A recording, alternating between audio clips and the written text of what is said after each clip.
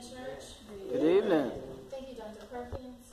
Thank you, Missionary Lord, for inviting me out. I am from Carver Presbyterian Church, holding it down for the Presbyterians.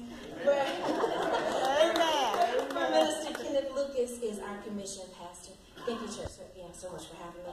I have commandment number 6, and I will keep it short and sweet this time. Amen.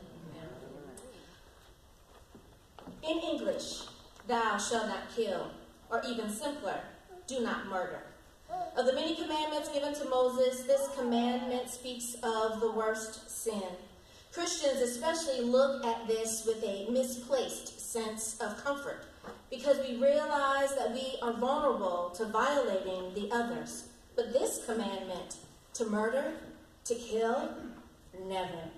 This particular commandment we tell ourselves we will never commit. It's unthinkable. It's not a part of our nature. God issued this commandment because he wanted the world to know that killing a person with premeditated malice is, in fact, a sin in any form. Premeditated malice. To meditate beforehand, to plot, to plan, in a frame of mind that is ill will, angered, out of hatred towards another person, willingness to hurt them physically or emotionally, and to want to take away their life. Sure, some may never aim a weapon at another person, but we are guilty of psychological murder. We can destroy a relationship through our attitudes and with our bitterness. We dehumanize our husbands and our wives and the children that we love, or anyone who displeases us. And when we fail to care for even ourselves by not being adequate in our diet, our rest, or our exercise. Now, although in man's sight some of these things are tolerable, in God's sight it is not so.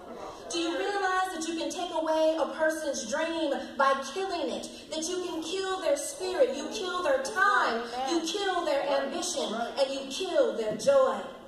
Ultimately, this commandment of God reveals the character of our God. See, our anger, almost exclusively, is not in defense of the truth or in righteousness. It is in defense of ourselves. Think about what anger reveals: pride, foolishness, distrust, ingratitude, thanklessness. Well, let me tell you, thou shalt not kill. We should not seduce others to sin by setting evil examples or bad principles, or by hindering men and women from serving God, or by destroying your own life by not doing what God has called you to do. For we are not our own. We belong to God. The 6th commandment requires a spirit instead of kindness, of long-suffering and of forgiveness.